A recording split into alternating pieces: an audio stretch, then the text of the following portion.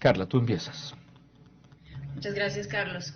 Así es, Alfredo Dávalos, consultor político mexicano, es expresidente de la Asociación Latinoamericana de Consultores Políticos. Además, cuenta con más de 26 años de experiencia en campañas políticas gubernamentales e institucionales de ONGs. Él nos acompaña en esta mañana y es que el 7 de febrero de este año, los ecuatorianos tenemos el derecho y la responsabilidad de ir a votar, porque no solo nos jugamos un presidente, sino el futuro de nuestro país.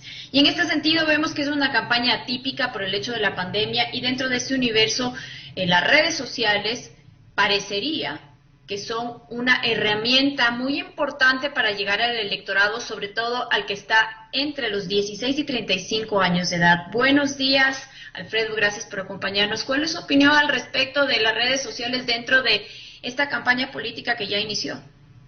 Carla, muy buenos días, un saludo a todas las personas que nos siguen. Sí, efectivamente, una campaña atípica, una campaña con total incertidumbre, ¿no?, de lo que va a pasar.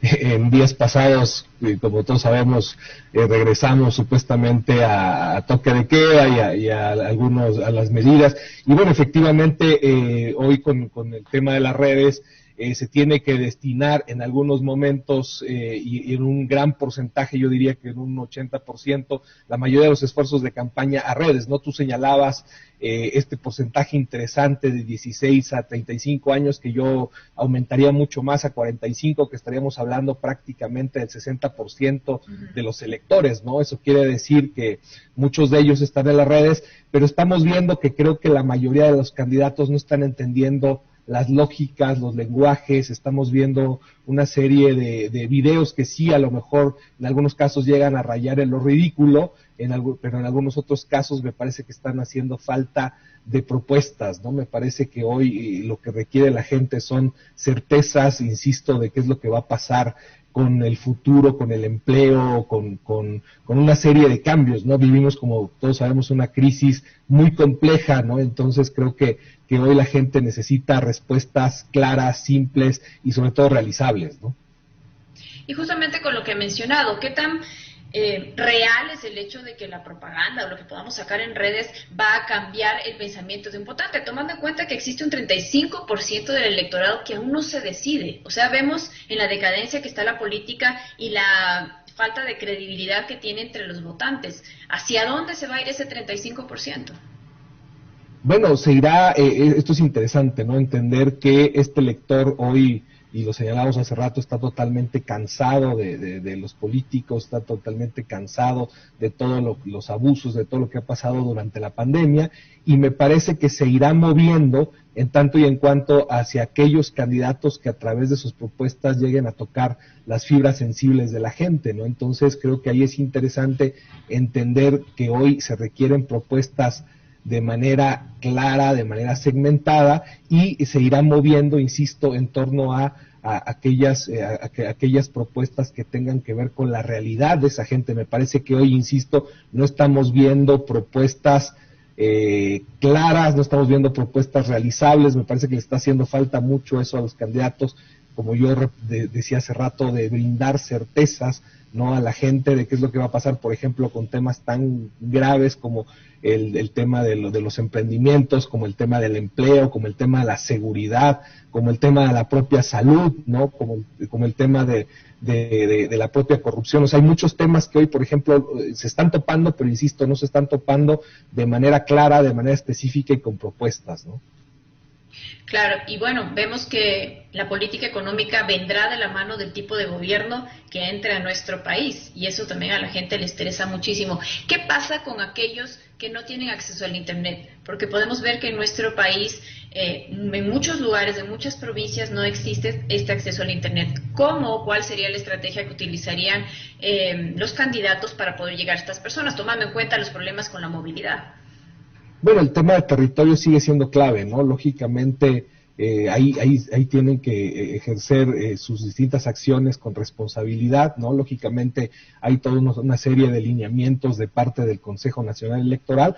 Insisto, el territorio sigue siendo fundamental, sigue siendo clave, pero más allá también del tema redes, entendamos que, por ejemplo, hay todo el asunto de los teléfonos inteligentes, ¿no? Los teléfonos, o sea, por ejemplo, mensajes de texto, o sea, si bien es cierto, hay gente en el ámbito rural, pero esa gente sí tiene acceso por ejemplo, a teléfonos, al tema de la radio, y sí sigue siendo, insisto, fundamental el contacto directo, el contacto en territorio, y que los candidatos estén presentes, ¿no? Creo que a la gente le gusta seguirlos viendo, ¿no? Seguirlos viendo en sus comunidades, seguirlos viendo en sus barrios, que se trabaje de manera conjunta las propuestas, que se consulte. Creo que hoy el ciudadano que tiene que ser el protagonista de las campañas, no los políticos. Alfredo, muchísimas gracias. Nosotros continuamos con Carlos. Alfredo, ¿qué tal? Buenos días. Siendo esta una campaña sui generis, en realidad, ¿cuál es el consejo para que el elector vote bien? ¿Dónde debe acudir? ¿En qué debe fijarse? ¿Cómo debe filtrar los programas de gobierno? ¿Cuál es su actitud frente a los candidatos?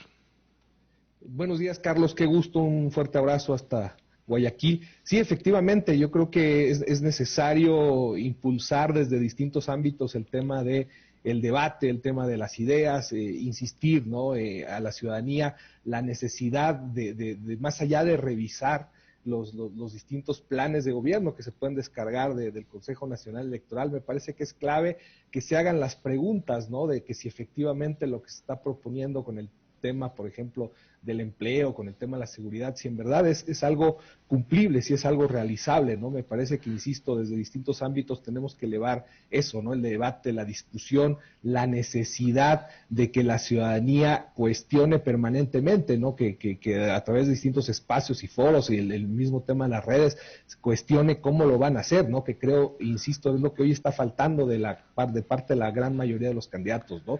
Insisto, hay como grandes ocurrencias, como grandes disparos al aire, pero no estamos viendo cómo se van a aterrizar esas propuestas, ¿no?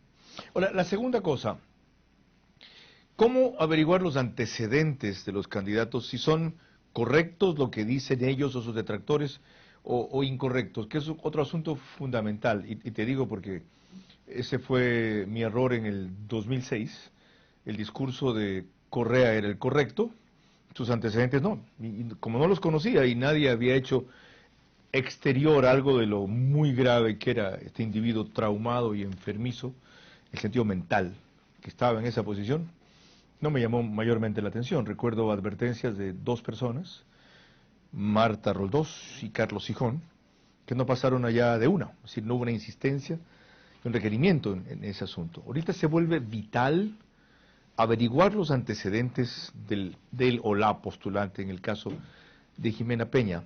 ¿De qué manera puede hacer fact-check en este sentido, de una forma creíble el elector? Bueno, yo creo que hoy, por ejemplo, y hace rato hablábamos del tema de las redes, hoy todo está en las redes, o sea, hoy nada puede ser oculto. Yo creo que hoy en este mundo hipercomunicado todo está ahí. Me parece que ahí es clave acudir lógicamente a fuentes serias, insisto, poder revisar, como ha pasado, por ejemplo, en otros países, ¿no? Recordemos en el caso de México, hoy, por ejemplo, se puede corroborar los distintos tweets de López Obrador en el momento de campaña, y hoy hay en gobierno donde se encuentran una serie de contradicciones, ¿no? Entonces me parece que hoy entender eso, ¿no? La necesidad de poder investigar a través de fuentes serias, a través de fuentes confiables, ¿no? Sigamos en esa línea. ¿Cómo sabe un elector común cuál es una fuente seria?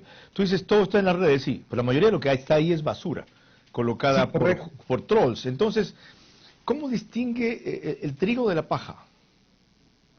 O sea, a ver, totalmente de acuerdo, pero hay toda una serie de medios, por ejemplo, serios, donde efectivamente el elector podría realmente corroborar, ¿no? Toda esta información. O sea, yo creo que sí hay distintas formas, ¿no? Efectivamente, como tú decías, la gran mayoría de lo que sucede en las redes es tema basura, pero sí hay una serie de medios, y hoy, por ejemplo, Facebook está apelando mucho a estos temas, ¿no? De, por ejemplo, ir quitando todo el tema de las noticias falsas, y todo. Entonces eso me parece que por ahí puede ser también fundamental. Alfredo, de las mediciones que tú consultas, en las cuales tú crees, coinciden la mayoría en que punteros están Lasso Arauz o Arauz Lasso. ¿Cuál primero y cuál segundo, y con qué diferencia aproximadamente?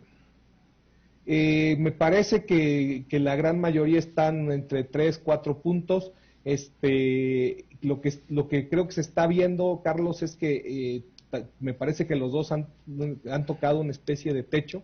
O sea, me parece que por un lado el candidato correísta está apelando solo al voto correísta y me parece que no está llegando a otro tipo de elector, y el caso de Lazo me parece que también ahí está teniendo ese techo, ¿no? Y me parece que ahí hay una gran posibilidad que muchos candidatos no están entendiendo, o sea que más allá del correísmo, el anticorreísmo, ¿no? Que fue muy parecido a lo que pasó en el 2017, hay todo este gran espectro que está por afuera de todas esas dos tendencias, ¿no? Este gran espectro que hoy está buscando un cambio, está buscando esperanza, está buscando nuevos días para el Ecuador, y me parece que hoy no se está apelando a ese elector, ¿no? A lo mejor ese 35% que señalábamos de indecisos, ¿no? Qué interesante, qué interesante, y cuán cierto más que interesante. Pero quien sí ha empezado a hacerlo, con un cambio sustancial en su discurso, con una moderación de la parte radical y con un apelativo a lo ambiental, al tema del aborto, por ejemplo, lo respaldó Yacu Pérez en el caso de la Argentina, al tema de la defensa y protección de los animales, es decir, cuestiones que para esta generación han cobrado una importancia inusitada. Es él. ¿Ves que pueda, en función de ese discurso, crecer Yacu Pérez, o es ya demasiado tarde? Yo creo que todavía tiene posibilidades, todavía estamos a inicios de la campaña, todavía quedan 34 o 33 días. O sea, yo creo que está apelando a un segmento, como tú bien lo señalabas, un segmento que es clave, como lo decíamos. Me parece que ese segmento es la mayoría, y creo que podría llegar a captar este porcentaje que puede ser muy interesante. Eso podría llegar a marcar en algún momento la diferencia, ¿no? Entonces, creo que, insisto, hay un espectro que es clave más allá, insisto, de las dos tendencias, del correísmo y el anticorreísmo. Creo que eso, si lo logra Yacu captar, podría efectivamente estar peleando para entrar a una segunda vuelta. A 33 días de la elección, ¿ves que alguno pueda ganar solo en primera vuelta? No, como te comentaba hace rato, me parece que se ha llegado, por un lado, al apelar al voto duro, y por otro lado, me parece que Lazo ha topado su techo. No creo que se gane en primera vuelta. Me parece que sí estamos a las puertas de una segunda vuelta, que bueno, pues también va a ser muy fuerte, va a ser muy interesante, sobre todo porque ahí, bueno, ahí se vuelve a reordenar el tablero, ¿no? Realmente ahí se volvería a recomponer. Ya recordemos lo que pasó en el año 2017, ¿no? Donde Lazo ya se daba por ganador y cometió una serie de errores, por ejemplo, estratégicos, de alianzas, de creer que ya se le sumaban todos los votos, ¿no? Entonces ahí, por ejemplo, tenemos otro tipo de escenario, otro tipo de estrategia, y volver a recomponer todo el tema, ¿no? Alfredo, ¿te nacionalizaste ya? No, pero bueno, tengo la ciudadanía desde que llegué, ¿no? Entonces, ¿puedes votar? Sí, claro. ¿Vas a votar? 10 años he votado, sí. Ok, no te voy a preguntar por qué. De paso, un par de cuestiones adicionales en esa línea. Hay dos grandes peligros. Uno, el disuasivo que significa votar en época de pandemia. ¿Cómo convencer a quienes tienen este temor de que lo hagan? Porque el peligro de no hacerlo o de acercarnos a Venezuela es mucho más mortal.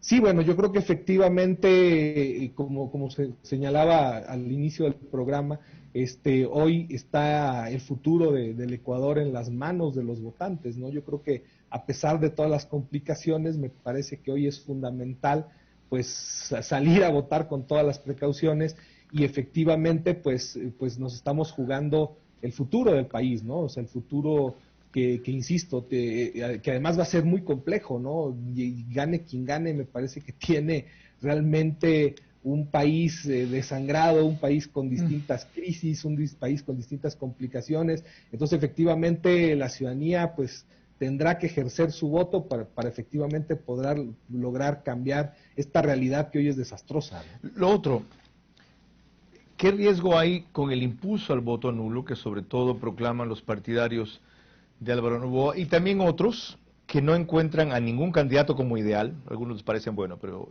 mejor o ideal ninguno, o simplemente no hay alguien del perfil que ellos deseaban?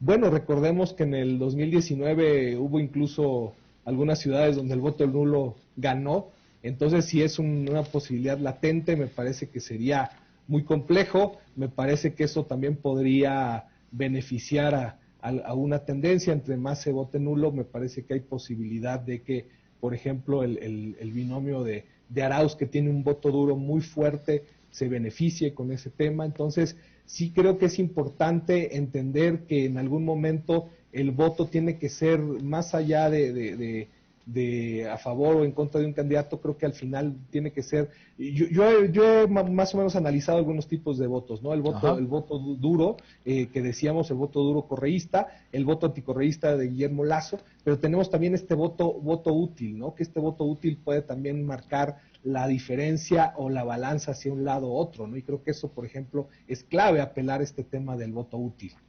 Gracias por el análisis y la advertencia oportuna. Alfredo Dávalos, consultor político mexicano, expresidente de la Asociación Latinoamericana de Consultores Políticos, ALACOP, entre otras funciones. Actualmente es gerente general de Estrategos, Red Latinoamericana. Estrategos.